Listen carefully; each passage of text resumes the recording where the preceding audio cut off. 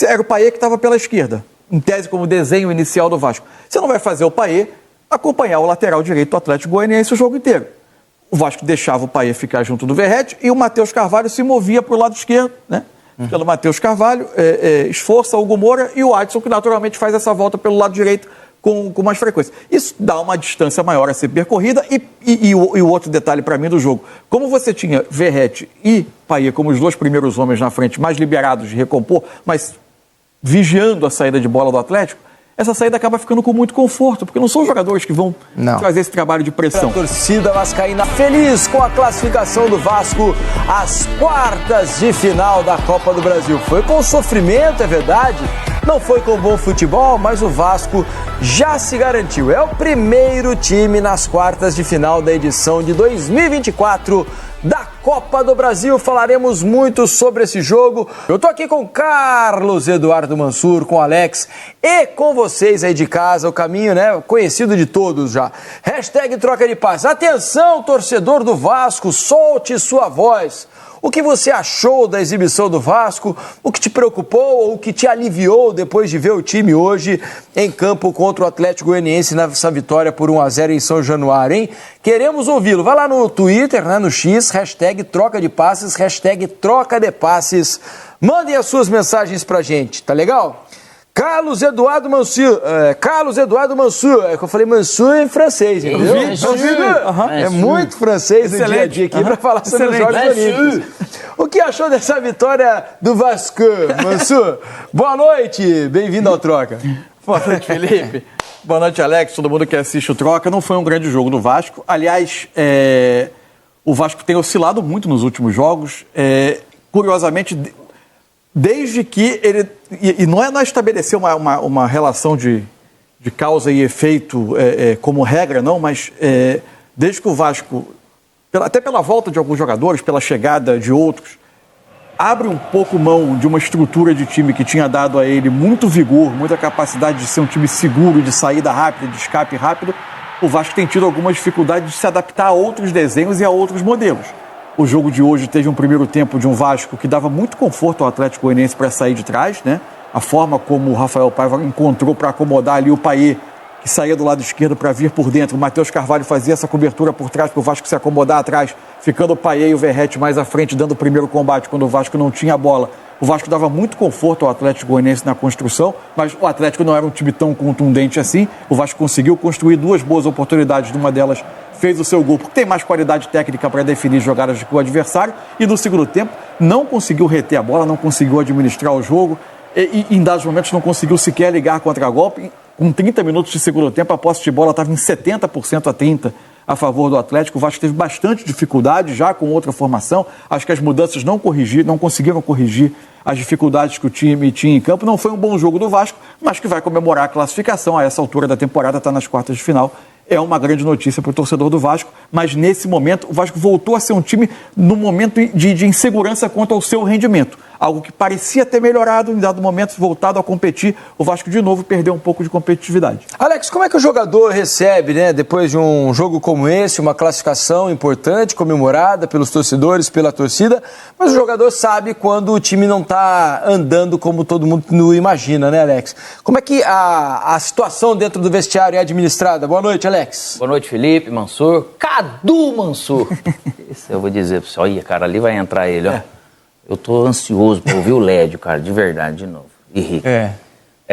E boa noite, todo mundo tá em casa. O Felipe, sempre quando vence, ele pelo menos tem a tranquilidade para todo tipo de análise, né? Mas é lógico que dentro de um ambiente de um clube, de um vestiário, a gente não... Os atletas não se enganam, né, cara? Você jogando, você consegue perceber. Apesar de que algumas entrevistas, às vezes, a gente vê o atleta, ele fala, assim, mais do mesmo, não aquilo que ele pensou do jogo, mas dentro do vestiário, quando não tem câmera, tem aquele chá de realidade, realmente, daquilo que precisa sobre isso que o Mansur falou. Sobre os ajustes que são necessários, sobre aquilo que é preciso, até porque você vai passando o tempo e o nível de exigência ele vai aumentando. Porém, volto a falar de novo que com vitória, cara, é você conquistando vaga para um momento importante que é a quarta final de uma Copa do Brasil, eu acho que deixa todo mundo também um pouco mais tranquilo com esse objetivo alcançado. Vamos fazer o seguinte, então, o Alex já anunciou, Lédio Carmona, o intrépido, está aqui, junto com o Richarlison. Eles comentaram esse jogo aqui no Sport TV agora há pouco e vão conversar com a gente mais sobre essa classificação do Vasco sobre o Atlético Goianiense. Vitória por 1-0 em São Januário. O Mansur falava ali, o Lédio e Richarlison, sobre, né, uma melhora que havia tido do Vasco e agora uma queda. É realmente por aí, né? Porque o Vasco vinha de 4 vitórias seguidas, algo que não conquistava há bastante tempo, né, no Campeonato Brasileiro, aparentava ter entrado no campeonato, né, de maneira a competir melhor, né, a não pensar tanto em rebaixamento e se manter ali numa zona intermediária, mas voltou a baixar o rendimento, a oscilar mais do que a torcida gostaria, e acho que volta a ligar um sinal de alerta, apesar da vitória que é sempre muito boa, né, Lédio? Boa noite, bem-vindo ao Troca, meu amigo intrépido. Boa noite, Felipe. Bela camisa, hein? Muito obrigado. Era para ter um significado diferente, mas estamos aqui. Abraço pro Mansur, pro Alex. Então, cara, o que o torcedor do Vasco tem para comemorar hoje? A classificação, só. A atuação foi muito ruim, muito ruim. Contra o Bragantino, o Vasco não ganhou e jogou melhor. Jogou bem melhor. Dá para dizer que jogou bem melhor. Contra o Grêmio não dá para analisar, porque aquele charco, enfim, não tinha jogo, não teve jogo. Quanto o Galo, perdeu o jogo, mas no segundo tempo foi razoável. Hoje foi assustador, eu diria que foi assustador. E eu concordo com o Mansur. Na verdade, pode ser uma coincidência? Pode ser, mas é um fato. Desde que o Rafael Paiva mexeu no time, que era um time base, que era do meio campo, com Hugo Moura, Matheus Carvalho e Praxedes, ou JP, ou Estrela, e o ataque com Adson, Verratti e David, o time caiu de produção. Não porque o Coutinho não seja bom, é ótimo, que o Payet não seja bom, é ótimo, mas você tem que encaixar eles ali e tem como compensar, né, esse desequilíbrio no meio campo.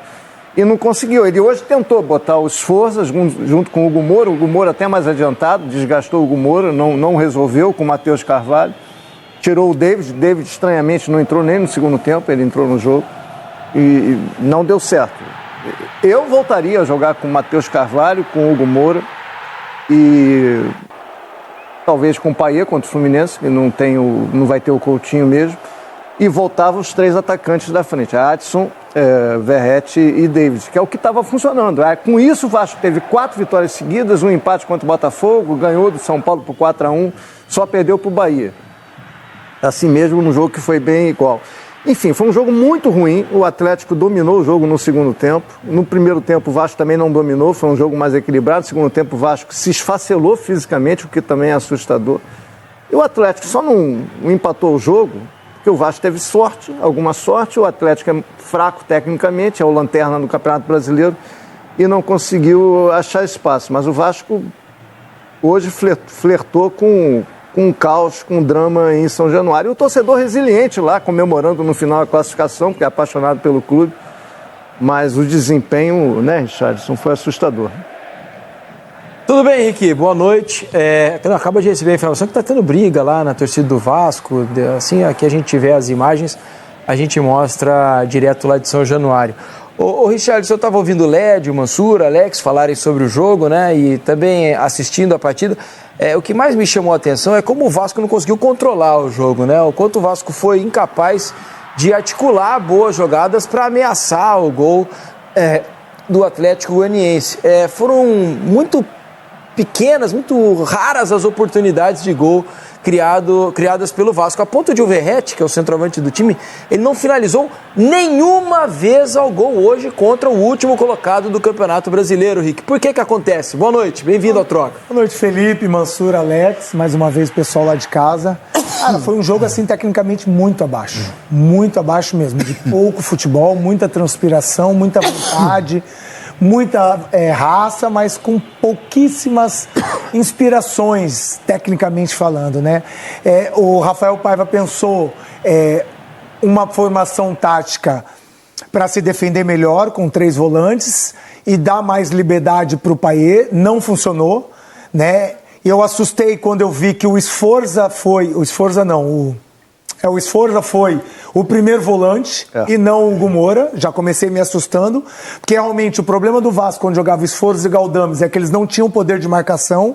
E aí você coloca o Sforza de primeiro volante e coloca o Hugo Moura como um volante meia pelo lado, junto com o Matheus Carvalho, fazendo dois volantes laterais, né?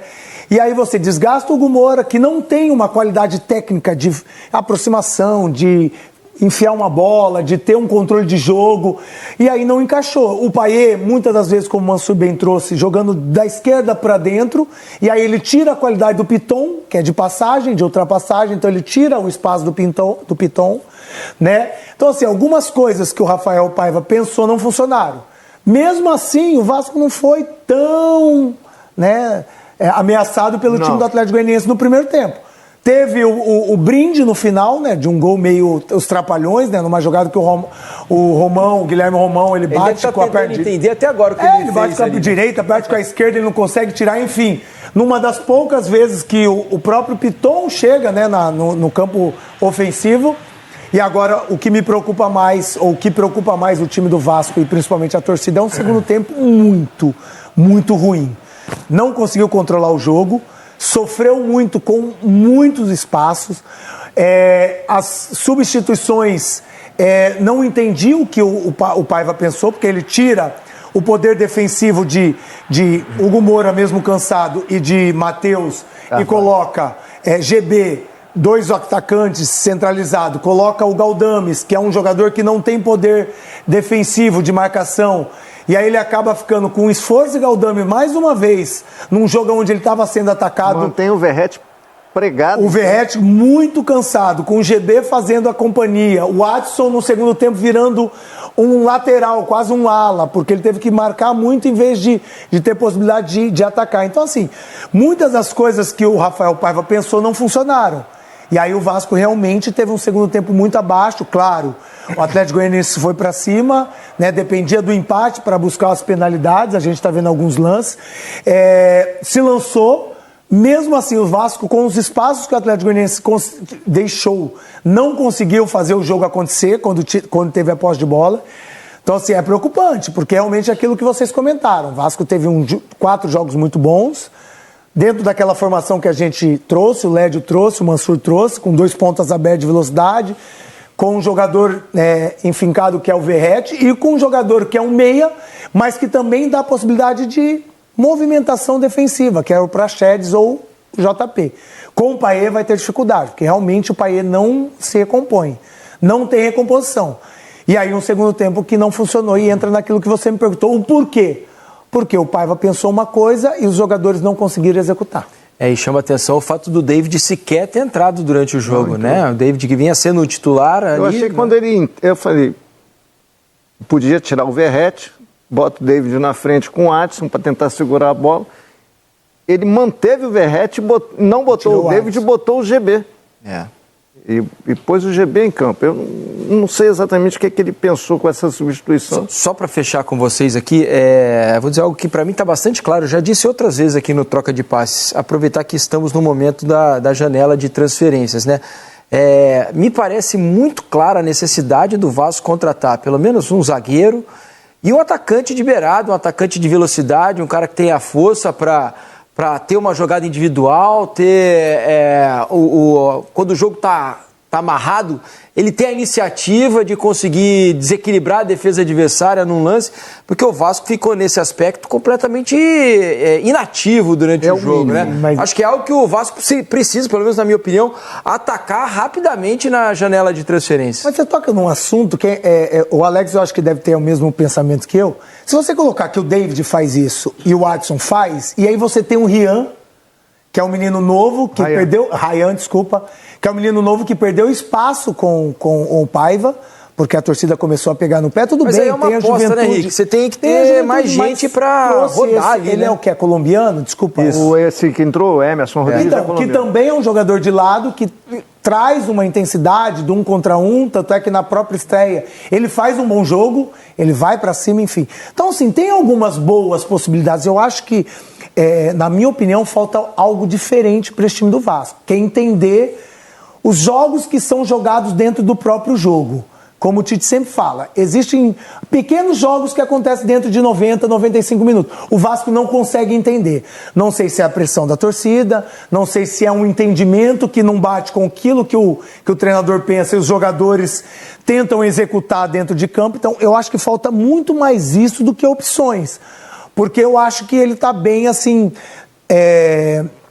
Tem um elenco bom, não é um elenco extraordinário, mas tem jogadores que podem cumprir essas funções e fazer bem. Então eu acho que algum entendimento, na minha opinião, falta algum entendimento. E claro que necessariamente se tiver um jogador de muita qualidade de lado, claro que vai aumentar esse poderio. Mas eu não acho que esse é o problema.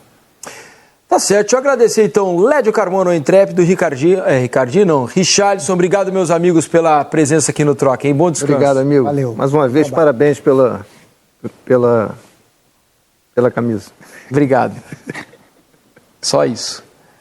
Vamos continuar aqui com o programa para começar com Carlos Eduardo Mansur, com o Alex.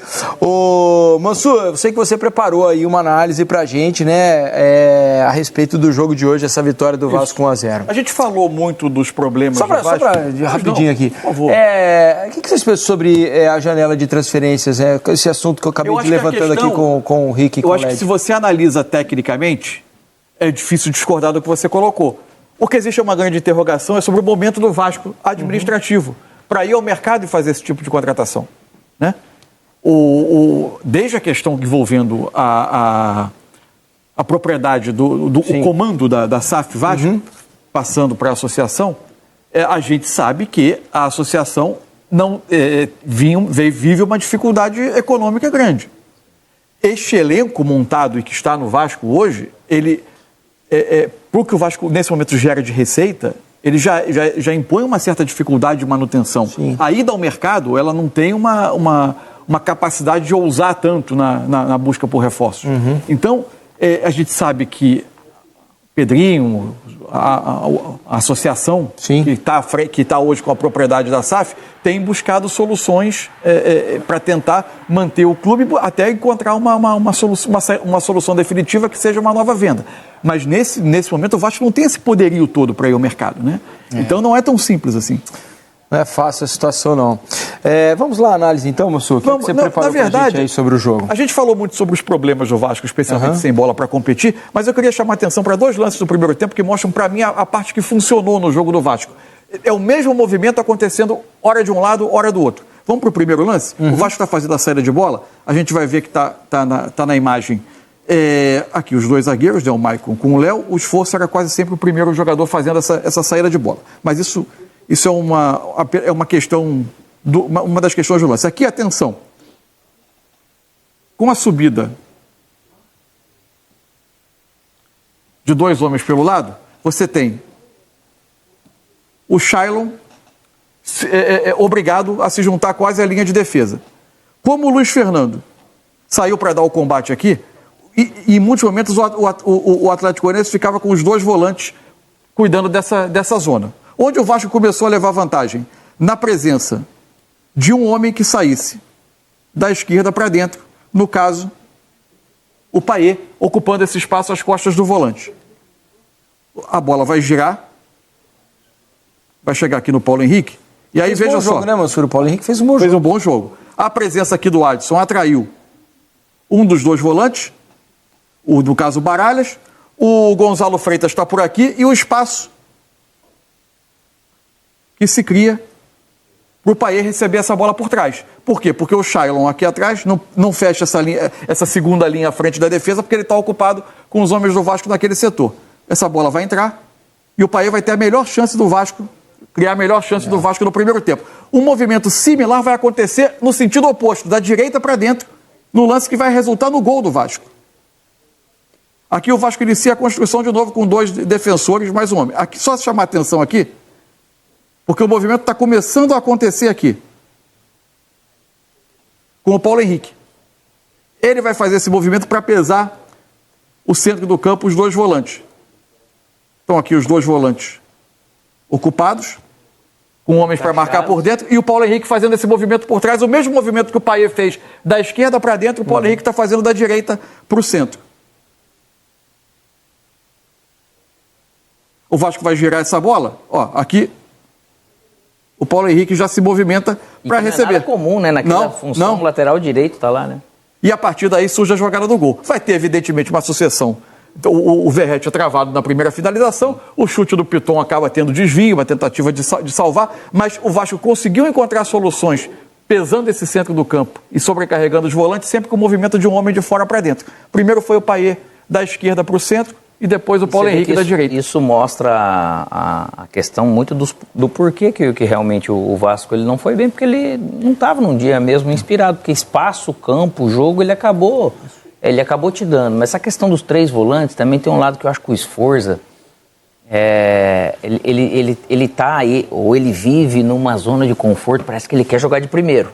Só que ele quer jogar de primeiro como se fosse a única função dele, ele pensando nele com a bola. Ele carteando de frente. O jogo. É uma delícia. Quando tá sem a bola, que ele não dá a intensidade que o Vasco precisa ali, né? Ele tem um belo passe, ele tem uma qualidade. Só que é o seguinte, né, Felipe? Eu preciso, para essa fase, a segunda fase de articulação, eu preciso de um cara com essa qualidade na frente. Eu não posso colocar o Hugo Moura para fazer isso. Colocar ele lá para ele pressionar é uma coisa. Mas a hora que chega nessa fase de construção, que eu preciso de um bom movimento, né? Ou até ao contrário, né? Pelo entendeu? menos, E eu acho que o Sforza, nesse sentido, ele tira algo do Vasco, ele só quer ficar ali de frente. Ele não é um cara combativo, né? Ele é de qualidade técnica, desde que foi contratado, a gente acabou imaginando isso. Então, se ele está de primeiro e você tem realmente outros jogadores, com Praxedes, né? Com JPs, que podem realmente rodar um pouco mais, pode até ser, mas eu acho que não é a melhor opção. A princípio, não tem sido a melhor opção. Apesar que o Vasco hoje, no todo, ele acabou realmente não indo bem, né? O Praxedes que pode até estar de saída, né? A notícia de hoje é que o Atlético Paranaense está interessado em contratar o Praxedes. O staff do jogador não vê com maus olhos, né? Uma possível troca de clube. Tem a torcida do Vasco, né? Uma boa parte da torcida pega muito no pé do Praxedes, né? E de repente pode estar de saída. Por exemplo, a gente viu hoje, quem descobre o Paulo Henrique naquele espaço que a gente mostrou é o Payet. Ele tem uma capacidade de enxergar coisas no campo, seja o Coutinho estando bem em forma, seja estando bem fisicamente, estando na melhor forma, teve uma lesão já agora, né? Eles dois vão oferecer soluções técnicas que outros jogadores do campo não vão oferecer. Agora, a presença deles impõe compensações.